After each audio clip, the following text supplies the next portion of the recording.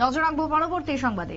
বিদ্যুতের মাশুল বাড়ছে এবং এই অভিযোগকে সামনে রেখে কেন্দ্র এবং রাজ্যের বিরুদ্ধে ক্ষোভ উগরে দিলেন আজকে সিআইটিউর পক্ষ থেকে আজকে শহরের মধ্যে মিছিল এবং পথসভার আয়োজন, অফিস প্রাঙ্গণে জমায়েত হয় পরবর্তীতে। যদিও সিআইটিউ রাজ্য সম্পাদক মানিক দের ঠিক কি অভিযোগ শুনুন।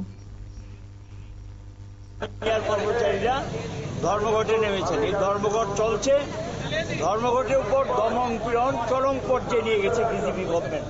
সেখানে গিয়ে তাদের উপর এসমা প্রয়োগ করে নেতা যারা ছিলেন তাদের অধিকাংশ এখন জেলে ঢুকিয়ে দিয়েছেন। তারপরও ধর্মঘট প্রত্যাহার হয়নি, ধর্মঘট চলছে।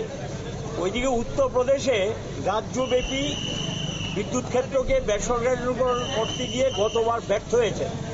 এবার গিয়ে এখন যোগীর গভর্নমেন্ট নতুন করে আবার সেখানে গিয়ে তারা কতগুলো জেলা বেসরকারি হাতে দেওয়ার জন্য সিদ্ধান্ত নিচ্ছে এবং এগুলোর অধিকাংশ ক্ষেত্রে লক্ষ্য করেছে আদানি আম্বানিরা এই সুযোগটা নিচ্ছেন এবং চণ্ডীগড় একটা লাভজনক এবং খুব সস্তায় বিদ্যুৎ দেয়।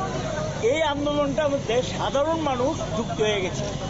আন্দোলন জনগণের আন্দোলনে পরিণত হয়েছে। চণ্ডীগড়ের যে আন্দোলনটা, আগামীকাল তারা সেখানে সরকারি প্রশাসনের জুড়ে জনগণের প্রতিবাদকে উপেক্ষা করে সেখানে একতরফাভাবে এই চণ্ডীগড়ের যে বিদ্যুৎ ক্ষেত্রগুলো বেসরকারি হাতে তুলে দেবেন 1 জানুয়ারি থেকে 2025 সাল।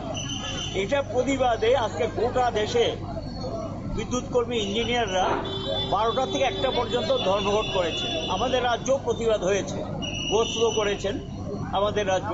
আজকে এটা প্রতিবাদে Tripura employees coordination committee, Tripura বিদ্যুৎ কর্মী ইউনিয়ন, সিআইটিউ যৌথভাবে এই সিআইটিইউ, টিইসিসি সহ একাধিক বাম সংগঠনের পক্ষ থেকে আজকে মিছিল এবং পথসভার আয়োজন। উত্তরপ্রদেশ চণ্ডীগড় সহ দেশের বিভিন্ন স্থানে বিদ্যুৎ বেসরকারীকরণের বিরুদ্ধে আজকে প্রতিবাদে সরব সিআইটিইউ।